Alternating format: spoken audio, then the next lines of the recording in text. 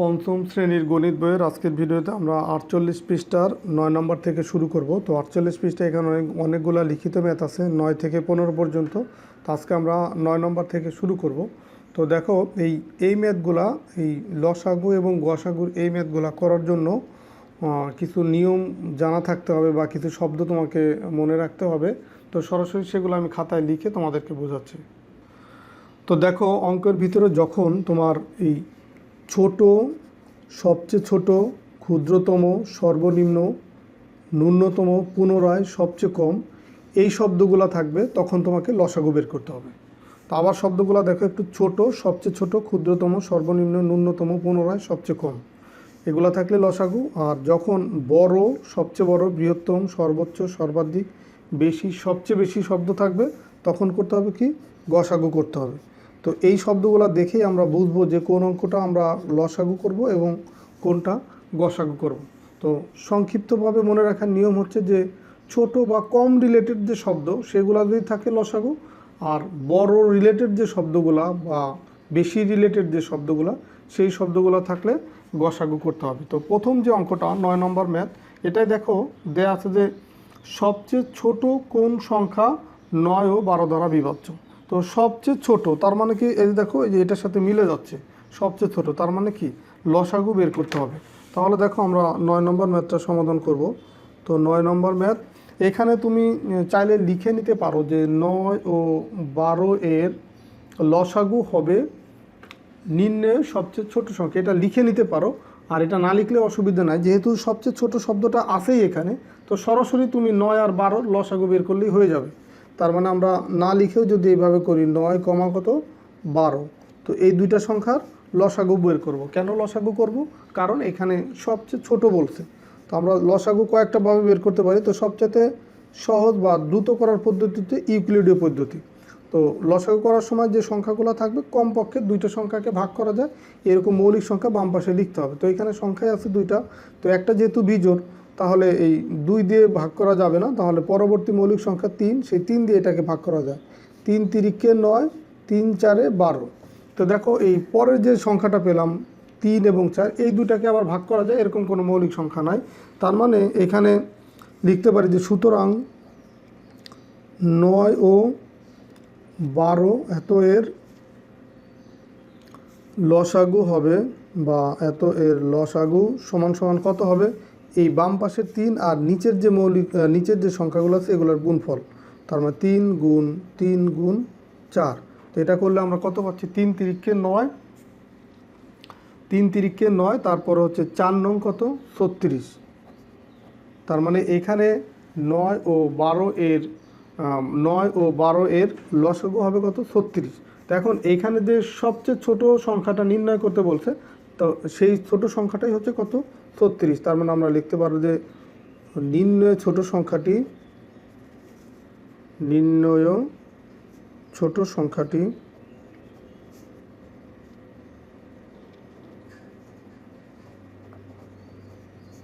সমান কত 36, আর এটাই হচ্ছে উত্তর।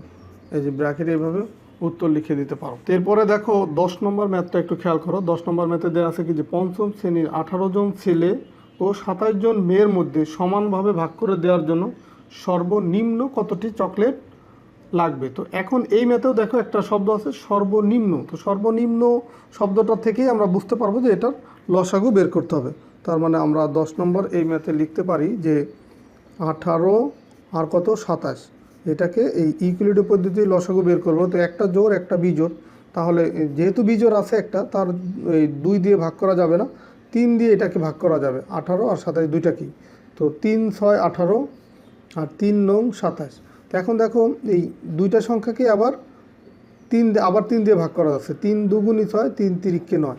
তাহলে এখন এই 18 আর 27-এর লসাগু কত, 18 ও 27 এত এর লসাগু সমান সমান কত হবে, বাম পাশের যে দুইটা সংখ্যা মৌলিক সংখ্যা 3 গুণ 3, আর নিচের দুইটা মৌলিক সংখ্যা গুণ 2 গুণ 3। তো দেখো গুণ করলে কত পাচ্ছি, 3 তিরিকে 9, 9 দুগুণী 18, 3 18 54। তাহলে উত্তর কত হবে, উত্তর হবে এদের সর্বনিম্ন কতটি চকলেট লাগবে। তো এখানে লিখবো যে সর্বনিম্ন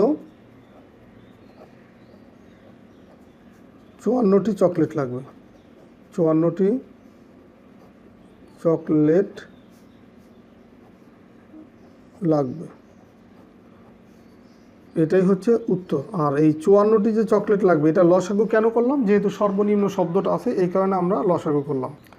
এরপরে 11 নম্বর ম্যাথটা দেখো, সর্বাধিক কতজন শিক্ষার্থীর মধ্যে 22টি আম ও 66টি লিচু সমানভাবে ভাগ করে দেয়া যাবে। তো এই 11 নম্বরের যে শব্দটা সেটা হচ্ছে সর্বাধিক। তো সর্বাধিক থাকলে কি করতে হবে, গসাগু করতে হবে। তো সেটাও আমরা একইভাবে করব ইকুয়ালিটি পদ্ধতিতে। তার মানে এখানে আছে কত 22 আর একটা সংখ্যা কত 66। তো 22 আর 66 এত এর গসাগু বের করব। তো গসাগু করার সময় নিয়ম হচ্ছে দুইটা সংখ্যাকেই ভাগ করা যায় এরকম মৌলিক সংখ্যা নিতে হবে। যেমন দুইটা যেহেতু জোড় সংখ্যা তার মানে 2 দিয়ে ভাগ করা যাবে। 2 দিয়ে 22কে যদি ভাগ করি 11 দুগুণী 22, আর 66কে ভাগ করলে 33 দুগুণী 66। তো এখন দেখো এই দুইটাই হচ্ছে বিজোড় সংখ্যা। তাহলে 2 দিয়ে ভাগ করা যাবে না, 3 দিয়েও দেখো ভাগ করা যাচ্ছে না। 11কে 3 দিয়ে ভাগ করা যায় না, 5 দিয়ে ভাগ করা যায় না, 7 দিয়ে ভাগ করা যায় না। আবার দেখো 11কে 11 দিয়ে ভাগ করা যায়, আবার 33কে 11 দিয়ে ভাগ করা যায়। তার মানে এখানে হবে 11। 11কে 11 দিয়ে ভাগ করলে 1, 11 দিয়ে 33কে ভাগ করলে 3। তাহলে দেখো এখন সুতরাং এই 22 ও 66 এত এর গসাগু সমান কত হবে। এই যে গসাগুর সময় শুধুমাত্র বাম পাশের এই সংখ্যাগুলো নিতে হবে, নিচের সংখ্যাগুলো কিন্তু নেওয়া যাবে না। তার মানে 2 গুণ কত 11। তো 11 দুগুণী কত হবে 22। তাহলে আমরা এখানে উত্তর কত হবে যে সর্বাধিক কতজন শিক্ষার্থীর মধ্যে। তো এখানে হচ্ছে সর্বাধিক 22 জন শিক্ষার্থীর ভিতরে আমগুলো সমানভাবে ভাগ করে দেওয়া যাবে। তো এখানে লিখবো যে সর্বাধিক 22 জন শিক্ষার্থীর মধ্যে, সর্বাধিক 22 জন শিক্ষার্থীর মধ্যে আম ও লিচু সমানভাবে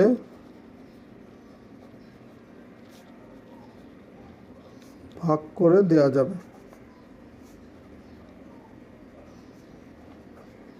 এটাই হবে উত্তর, এখানে লিখে দেওয়া উত্তর। এরপরে 12 নম্বর ম্যাথটা দেখো যে একটি রাস্তায় 12 মিটার পর পর গাছ ও 20 মিটার পর পর ল্যাম্পপোস্ট আছে। তো 12 আর 20। তো রাস্তার শুরুতে গাছ ও ল্যাম্পপোস্ট পাশাপাশি থাকলে কত মিটার পর পর গাছ ও ল্যাম্পপোস্ট পুনরায় পাশাপাশি থাকবে। এই যে দেখো এইখানে আছে কি পুনরায় কথাটা থাকলে কি করতে হবে, পুনরায় কথাটা থাকলেই হচ্ছে লসাগু বের করতে হবে। তার মানে এই 12 নম্বরও তোমাকে এই লসাগু বের করতে হবে এই 12 এবং 20-এর। তাহলে লিখবো যে 12 আর হচ্ছে 20। তো এটা লসাগু বের করলে দেখো দুইটা সংখ্যাকে ভাগ করা যায় কত দিয়ে 2 দিয়ে, যেহেতু দুইটা জোড় সংখ্যা। 6 দুগুণী 12 আর 10 দুগুণী 20, মানে 20কে 2 দিয়ে ভাগ করলে 10। তো আবার যেহেতু দুইটাই জোড় সংখ্যা আবার 2 দিয়ে ভাগ করা যাবে, 3 দুগুণী 6, 5 দুগুণী 10। তাহলে এখন আমরা এই যে সংখ্যাগুলো পেলাম, এই বাম পাশে পেলাম দুইটা সংখ্যা, নিচে দুইটা সংখ্যা। সুতরাং এই 12 ও 20 এত এর লসাগু কত হবে, 12 আর 20-এর লসাগু সমান এই বাম পাশের দুইটা সংখ্যা গুণ নিচের দুইটা সংখ্যা, 3 গুণ 5। লসাগুর ক্ষেত্রে বাম পাশ এবং নিচে সবগুলো সংখ্যায় নিতে হবে, আর গসাগুর ক্ষেত্রে শুধু বাম পাশের সংখ্যাগুলো, নিচের সংখ্যাগুলো নেওয়া যাবে না। তো এখন এটা যদি আমরা গুণ করি দেখো 3 5 15, 15 দুগুণী 30, 30 দুগুণী কত 60। তার মানে এখানে যে প্রশ্নটা ছিল যে কত মিটার পর পর গাছ ও ল্যাম্পপোস্ট পুনরায় পাশাপাশি থাকবে, তো উত্তর হবে কত, উত্তর হবে এই 60 মিটার পর পর, 60 মিটার পর পর গাছ ও ল্যাম্পপোস্ট,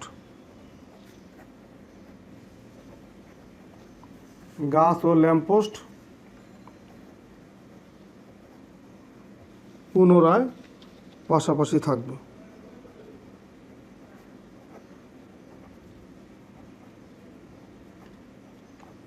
এটাই হচ্ছে তোমার 12 নম্বরের উত্তর। তো 13 নম্বর ম্যাথটা দেখো যে 3টি ঘন্টা একত্রে বাজার পর যথাক্রমে 15, 20 ও 25 মিনিট অন্তর বাজতে লাগলো। মানে একত্রে বাজার পরে তোমার একটা 15 মিনিট পর পর বাজে, আর একটা 20 মিনিট পর পর বাজে, আর একটা 25 মিনিট পর পর বাজে। তো এখন 1 নম্বর প্রশ্ন হচ্ছে কতক্ষণ পর ঘন্টাগুলো আবার একসঙ্গে বাজবে। তো এই যে আবার বা পুনরায় একই শব্দ, তার মানে কি লসাগু বের করতে হবে।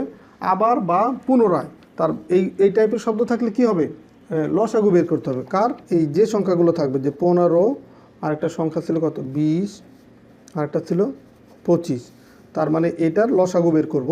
তো লসাগু বের করলে সর্বনিম্ন দুইটা সংখ্যাকে ভাগ করা যায়, এরকম সংখ্যা দিয়ে আমরা মৌলিক সংখ্যা বাম পাশে লিখব। তো এখন দেখো দুইটা হচ্ছে বিজোড় সংখ্যা, তাহলে 2 দিয়ে ভাগ করা যাচ্ছে না। তো দেখো এরপরে তোমার এই 5 দিয়ে এটাকে ভাগ করা যায়, 3 দিয়েও যাবে না, 3 দিয়ে শুধু 15কে ভাগ করা যাবে। তো 5 দিয়ে ভাগ করা যাবে, 3 × 5 = 15, মানে 15-এর ভিতরে 5 দেয় 3 বার, 20-এর ভিতরে যাবে 4 বার, আবার 25-এর ভিতরে যাবে হচ্ছে 5 বার। তার মানে দেখো এইখানে আমরা কি পেলাম, এখানে 3, 4, 5 যে নিচে পেলাম, এটাকে কিন্তু আর তুমি অন্য কোনো সংখ্যা দিয়ে, একই সংখ্যা দিয়ে বা দুইটা সংখ্যাকে মিনিমাম ভাগ করার মতো কোনো মৌলিক সংখ্যা কিন্তু আর নাই। তার মানে এখানে লসাগু কত হবে, লসাগু হবে এই বাম পাশের সংখ্যা এবং ডান পাশে নিচের যে সংখ্যা এগুলার গুণফল। তো সুতরাং আমরা লিখব যে লসাগু সমান কত, এই 5 × 3 × 4 গুণ হচ্ছে 5। তো এটাকে যদি আমরা গুণ করি, 3 × 5 = 15, 4 × 15 = 60, 60কে যদি 5 দিয়ে গুণ করি হয় 300। তার মানে এইটা হচ্ছে কি, এই 15 মিনিট ছিল, 20 মিনিট এবং 25 মিনিট ছিল, তার মানে এই 300 মিনিট পর পর তোমার এই ঘন্টাগুলো আবার একসঙ্গে বাজবে। তাহলে আমরা, আর এখানে বলতে কতক্ষণ পর পর মানে কি এই 300 মিনিট পর পর, যেহেতু তোমার এখানে আবার বলছে এই কারণে 300 মিনিট পর পর ঘন্টাগুলো আবার একসাথে বাজবে। তাহলে এখানে লিখব যে ঘন্টাগুলো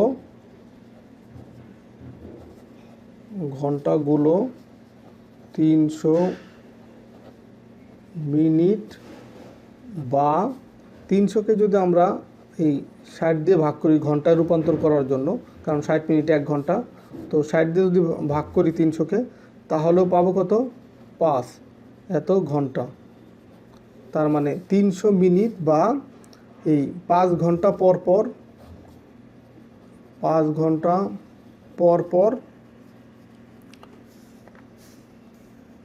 এখানে বলছে যে কতক্ষণ পর, মানে 300 ঘন্টা বা এই 5 ঘন্টা পর আবার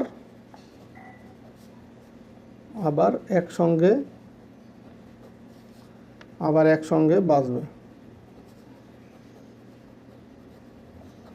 এটা ছিল তোমার 1 নম্বরের উত্তর। 1 নম্বর ছিল কি, যে কতক্ষণ পর ঘন্টাগুলো আবার একসঙ্গে বাজবে, কতক্ষণ পর, তাহলে 300 মিনিট বা 5 ঘন্টা পর আবার একসঙ্গে বাজবে। তো 2 নম্বর হচ্ছে ঘন্টা 3টি দুপুর 1টায় বাজার পর পরবর্তীকালে কোন সময় পুনরায় একত্রে বাজবে।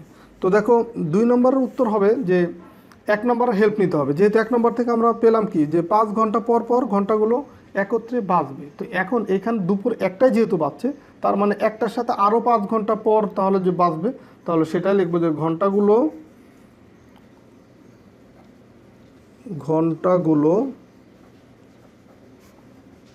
দুপুর 1টায় বাজার পর আবার এই 1-এর সাথে যোগ হবে কত, এই যে 5 ঘন্টা, তো 1 + 5, তার মানে সমান কত, 6। এই 1টার সাথে আমি আরও 5 ঘন্টা যোগ করলাম, তাহলে কত পাবো, 6টা হয়ে যাবে।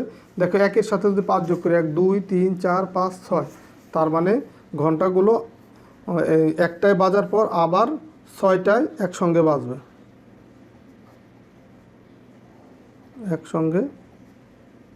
বাজবে, মানে সন্ধ্যা 6টায় আবার একসঙ্গে বাজবে। এটাই হচ্ছে তোমার 2 নম্বরের উত্তর। তো এটা কিন্তু আমরা 1 নম্বরের হেল্প নিয়ে করলাম আর কি, যে 1 নম্বরের যেহেতু ওই যে 5 ঘন্টা বের করছি, এই কারণে এটা থেকে আমরা লিখতে পারলাম যে দুপুর 1টায় যদি বাজে, তাহলে পরবর্তীতে আবার সে কয়টায় বাজবে, এই 1-এর সাথে 5 যোগ করে এই 6টায় আবার একসঙ্গে বাজবে। তো আজকের ভিডিওতে আমরা এই 9 থেকে 13 এই 5টা ম্যাথ সমাধান করে দিলাম, আর পরের ভিডিওতে তোমার এই 14 আর 15 এই 2টা ম্যাথ সমাধান করে দেবো। তো ঠিক আছে, সবাই ভালো থাকো, সুস্থ থাকো, কথা হবে পরের ভিডিওতে। আল্লাহ হাফেজ।